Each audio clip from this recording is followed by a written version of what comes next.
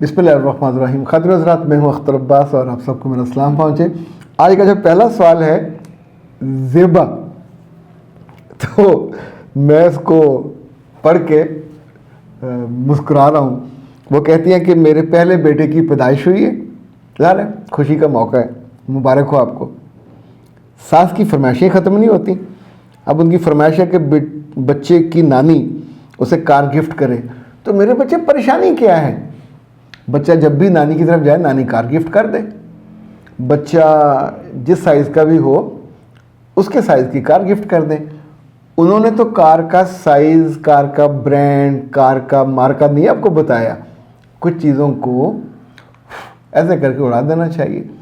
और ये उसका पहला सोल्यूशन है। उन्होंने कहा जी जब जाएंगे तो अम्मी ने कहा है कि वो गाड़ी दे देंगी, तो जब जाएं आप वहाँ तो गाड़ी दे दें। थोड़ी बड़ी भी हो सकती है, थोड़ी और बड़ी भी हो सकती है। अच्छा, ये जितनी बड़ी भी होगी, जितनी कीमती भी होगी, इलेक्ट्रिक नहीं होनी चाहिए, क्योंकि वो उस पर लाख रुपए भी खर्च कर दें ये रिजेक्ट हो जानी है। यानी हम तो फेस सेविंग के लिए ये कर रहे हैं कि उन्होंने ये अंडरस्टैंड किया। तो जब वापस आप आएंगे फिर वो कुछ कहेंगी तो आप उन्हें कहिएगा कि आपने कहा था फरमाइश, उन्होंने दे दिए। अब वो कहेंगे बड़ी गाड़ी, तो उन्होंने कहा बड़ी गाड़ी मेरे बच्चे ने क्या करनी है, अभी तो गवर्नमेंट ने 18 साल तक तो वैसे पाबंदी है, और जब ये बड़ा होगा तो अल्लाह खैर करे, इसका बाप जिंदा है, मैं जिंदा हूँ, आप जिंदा हैं, हम खुद लेके देंगे। हम क्यों किसी से मांग कर दें? अपने माँ बाप को किसी बना दीजिए। उन्होंने कहा अब मैं उनकी ज़िम्मेदारी नहीं हूँ, अब मैं उनकी ज़िम्मेदारी से निकल आई हूँ, अब मैं अपने घर में हूँ, मेरा अपना बेटा है। यानी मुझे आप शर्म से मार देना चाहती हैं कि मैं उनसे मांगती रहूँ? बात को निपटाइए और अपने मियाँ से भी कहिए कि इस मामले को ना तूल दिया जाए। कुछ चीज़ों को हल्के फुल्के अंदाज से ख़त्म कर देना चाहिए। आप उस पर सीरियस होंगे, अम्मा को कहेंगे, अब्बा को कहेंगे, तो मुमकिन है वो असली गाड़ी ले दें। आपके काम तो आनी नहीं है, इस्तेमाल वो करेंगे, फिर आप रोती रहोगे।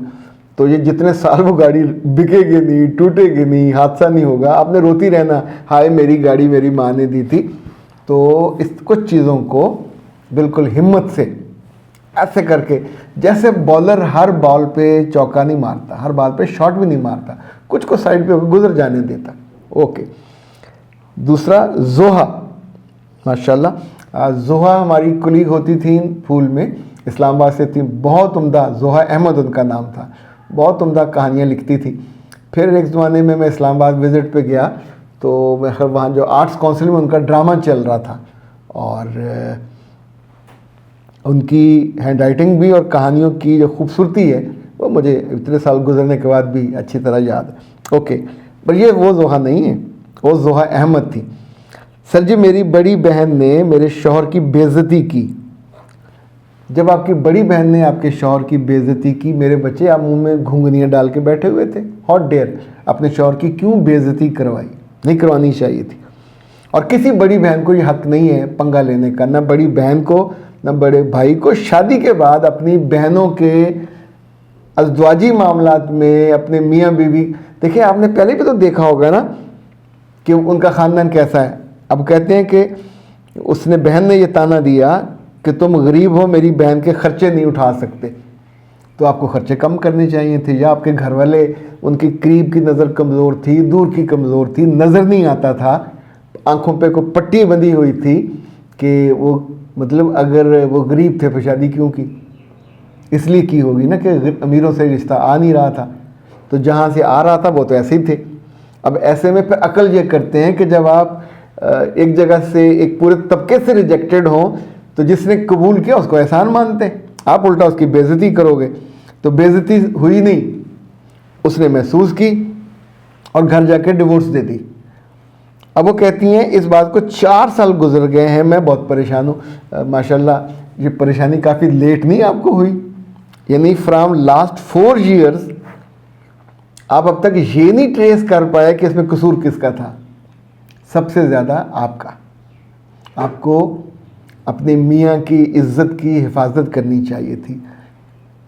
आपकी बेवकूफ़ी की वजह से आपने कुछ कहा होगा ना, सूट नहीं मिलते, जूते नहीं मिलते, आपने बहन को शिकायत, यानी या तो बहन आपका खर्चा उठाए, आपके मियाँ का खर्चा भी उठाए, तो खर्चा उठाए, एहसान तो ना जताए, खर्चा भी नहीं उठाया, साथ बेइज्जती भी कर दी। किस बल पे ये बेइज्जती की? क्या वो आप लोगों के घर के अखराजात उठा रही थी? अगर एहसान कर रही थी तो एहसान रहने देती। एहसान को जिताना तो कोई माने नहीं रखता। आपकी गलती, फिर आपकी बहन की गलती। नुकसान किसका हुआ? आपका। उड़ा के रख दिया। ज़िंदगी का जो चलता हुआ आपका रिदम था वो ख़त्म हो गया। अब आप मेरे बच्चे डिवोर्सी हैं, ये दाग लगा है आपके माथे पे।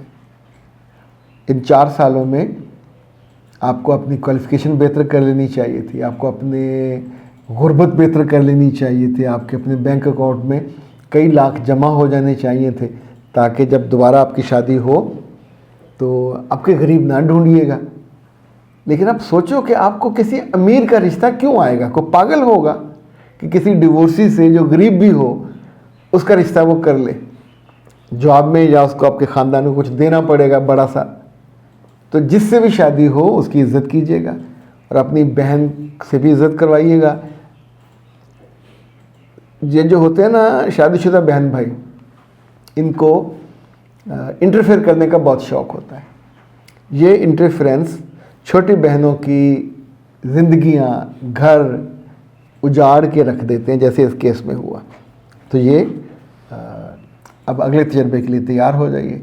जो इसमें गलतियाँ हुई हैं उनसे रुजू कीजिए, अपनी गलतियाँ ठीक कीजिए।